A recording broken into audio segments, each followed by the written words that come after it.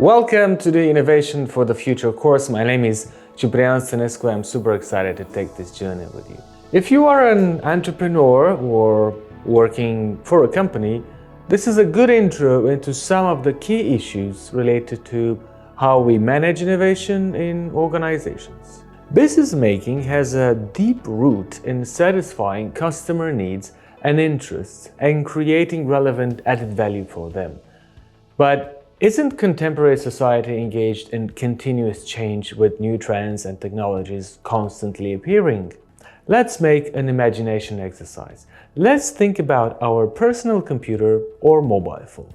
It fits into our pocket or on our desk, and we can take it with us pretty much everywhere we go. What if you needed an entire room and a huge amount of electricity in order to use some basic functions of your device like mathematical computations? That was the case in the first half of the 20th century when early computers like ENIAC were weighing 27 tons and contained millions of components, plus 28,000 vacuum tubes.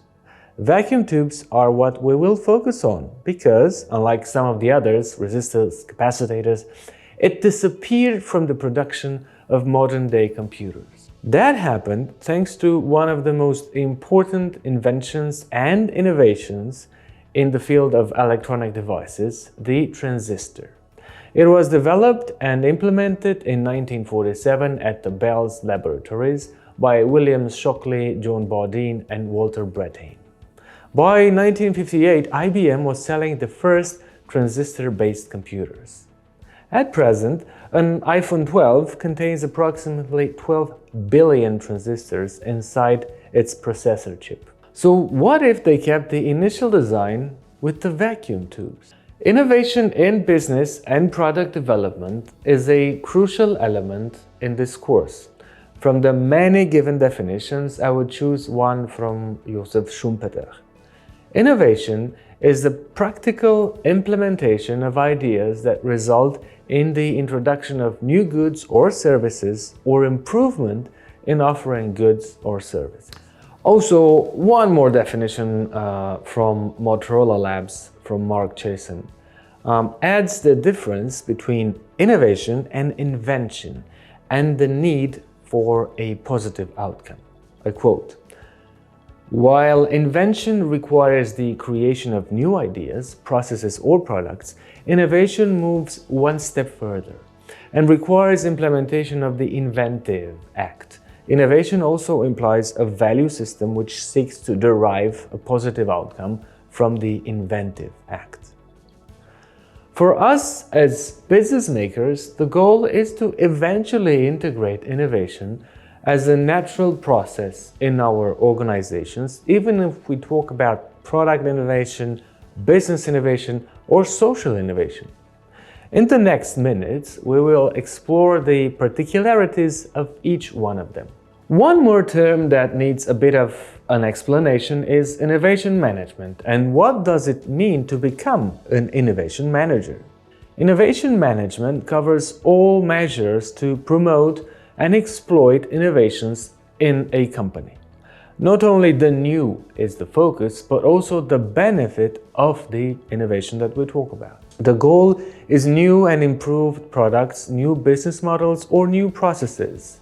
As we mentioned before, the process of innovation requires both coming up with new solutions or procedures and their implementation. Our regular thinking patterns are not easily allowing us to visualize such complex and abstract processes. This is why, for example, design thinking comes in handy. The Interaction Design Foundation offers us a pretty good definition of this. Design thinking is an iterative process in which we seek to understand the user, challenge assumptions, and redefine problems in an attempt to identify alternative strategies and solutions that might not be instantly apparent with our initial level of understanding. At the same time, design thinking provides a solution-based approach to solving problems. It is a way of thinking and working as well as a collection of hands-on methods. So, Is there something wrong with the regular process of sitting in front of a cup of coffee and twisting your mind in the search for solutions? Well, that is an option. But in the 1950s, the first bricks of the concept of design thinking were being laid by scholars like John E. Arnold in creative engineering, Bruce Archer in systematic methods for designers in the 60s, all the way to Herbert Simon, who first theorized design thinking in his 1969 book, The Sciences of the Artificial. The concept started as an algorithm for design, but it later became an actual way of thinking. There are a variety of advantages of using the design thinking method in innovation. We can also observe a few strong indicators that show it works quite well.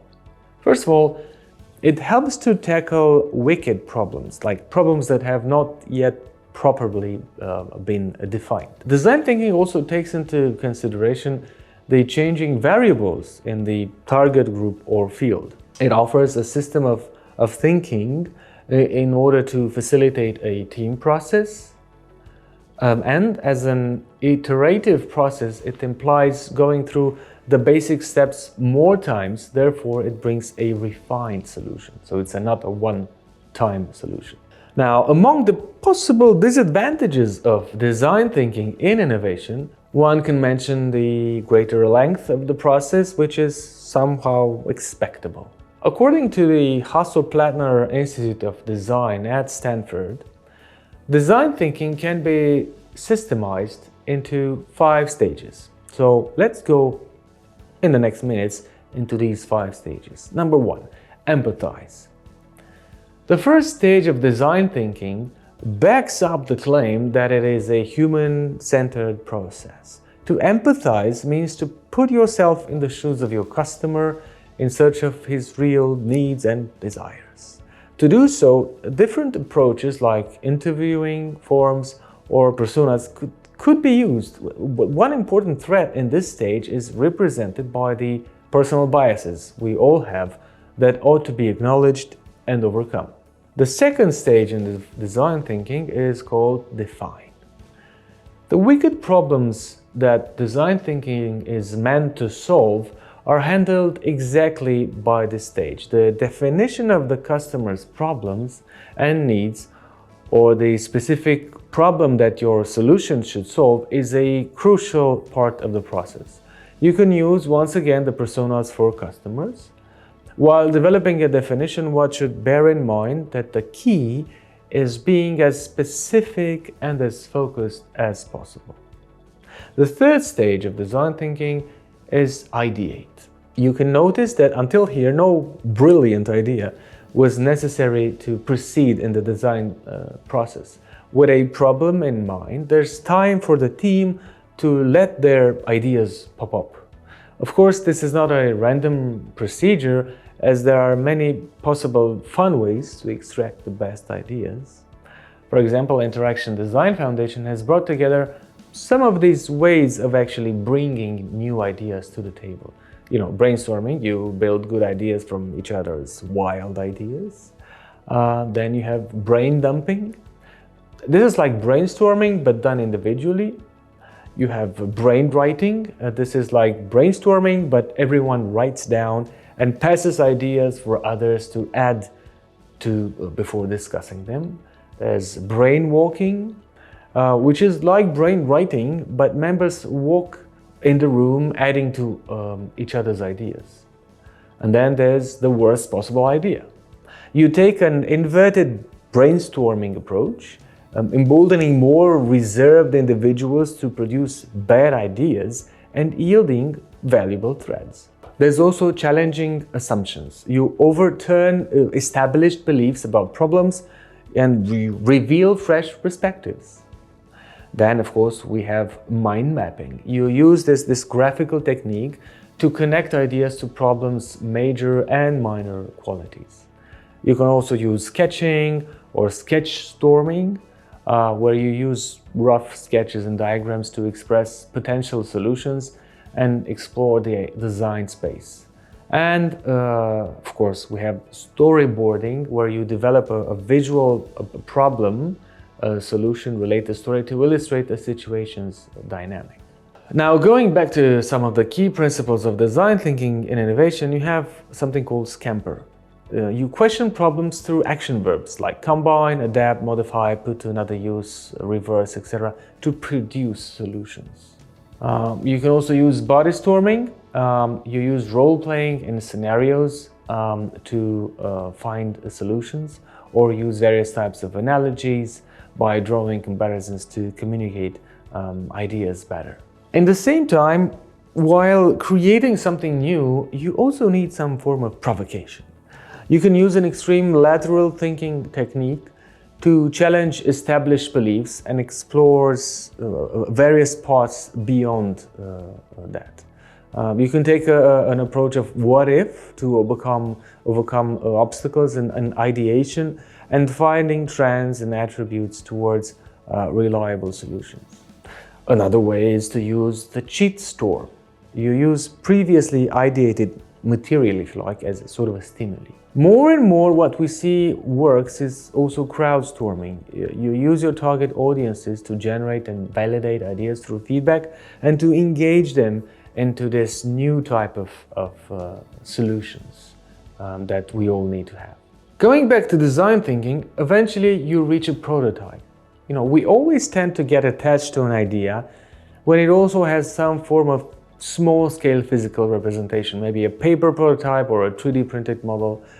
The prototype should not be an expensive one, obviously, and in this stage you can find out if the actual product or solution is user-friendly, appealing, or functional. If you find some unexpected issues, you can go back to ideation once again. And this works as well for services, not just products. Number 5, test. In this stage, which is complicated, you can find out if the prototype you built actually does the job. Here is one more moment to turn back to the previously mentioned stages. Maybe you will find other problems that are solved by the solution. You may need to redefine problems or rebuild prototypes. Eventually, after multiple tests in different environments, the outcome of the process can be made accessible to the target group. Design thinking can be, as we've seen, a very useful skill for bringing innovation into your business. Though, in order to integrate this skill successfully into your habit, it may be a good idea to require a few smaller skills, let's call them. What about creativity and thinking outside the box? Well, most people would mention creativity when being asked what they would like to develop more, even in the business area, or especially in the business area. Creative thinking is actually one of the highest rated skills in demand for making successful businesses in the new world, in the new fourth industrial revolution. Creative thinking can be defined as the capacity to generate a variety of different kinds of ideas, manipulate ideas in unusual ways, and make unconventional connections in order to outline new possibilities that have the potential to meet a given purpose. It may be tempting to think about creativity only as a bohemian activity to do next to a glass of wine.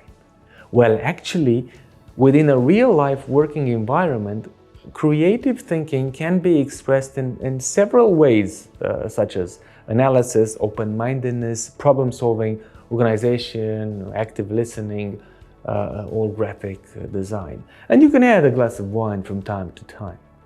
Now, here are a few tips often recommended in order to enhance creativity in your personal life and especially in your business life. Number 1, get outside of your bubble. Number 2, mind maps, flowcharts, brainstorming, use visual aid. 3, manage to work even if you feel like you're not doing anything or if you're not in the mood. 4, take mental pauses from time to time. 5, don't forget about love, as trivial as it might sound. 6, Committing to creativity takes some time, so really put some time down. 7, build confidence and fight the fear of failure, because when you create, you might fail. So who does this innovation? Who are the creatives? Is it someone like Elon Musk or someone like Steve Jobs, or maybe Anna?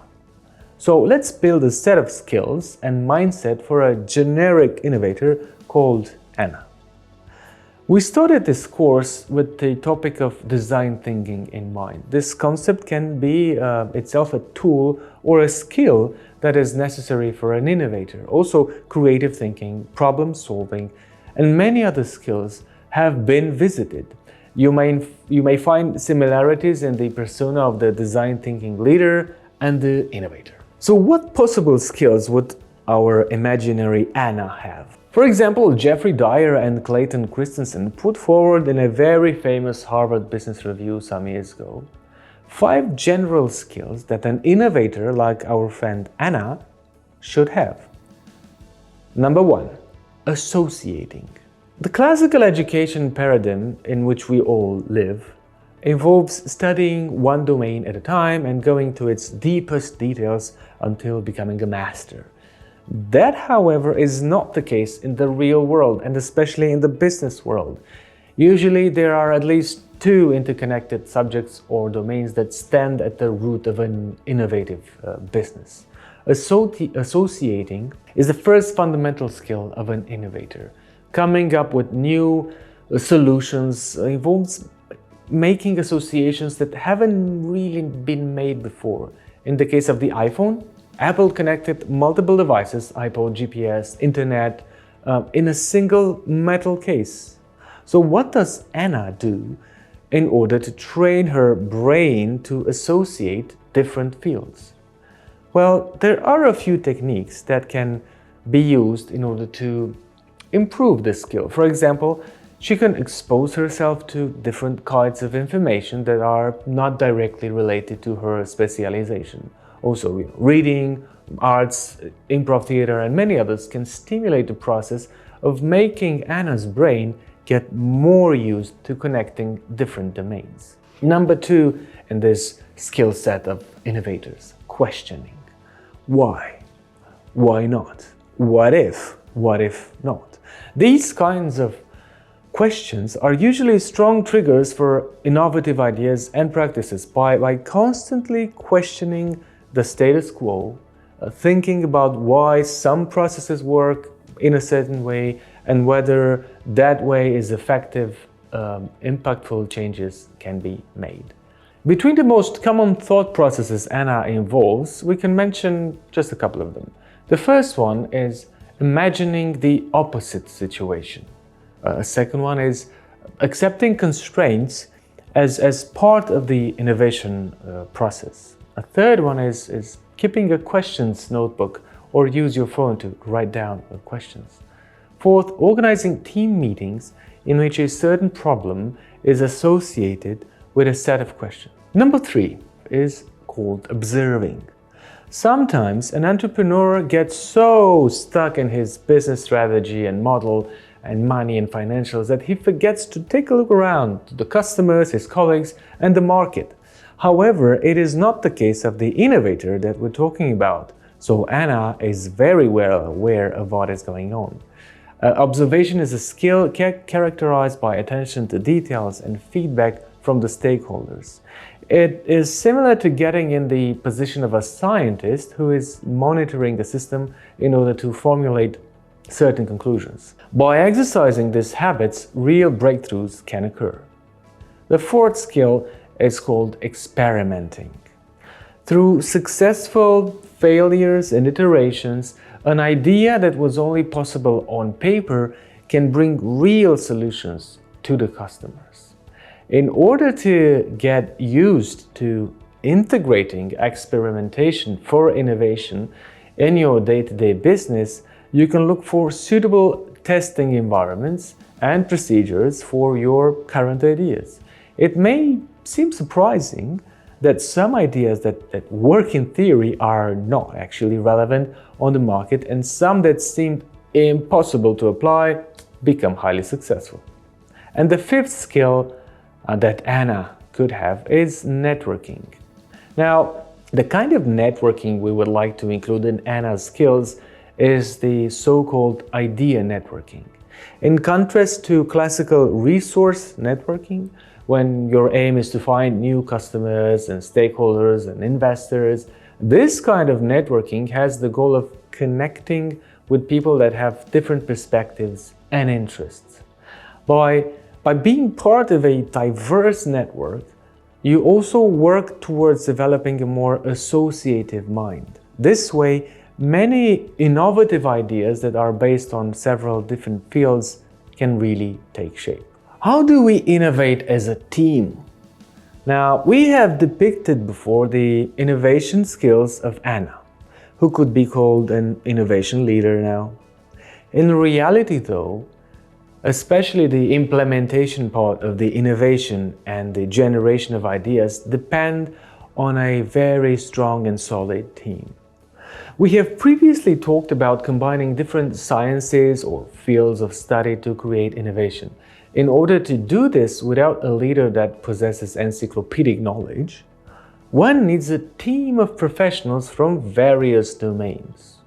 So you may wonder, what are the main steps to take when assembling a team for your next successful innovation? Well, here are a few effective practices. Number one, hiring people who care about the problem you want to solve, not just looking for a job.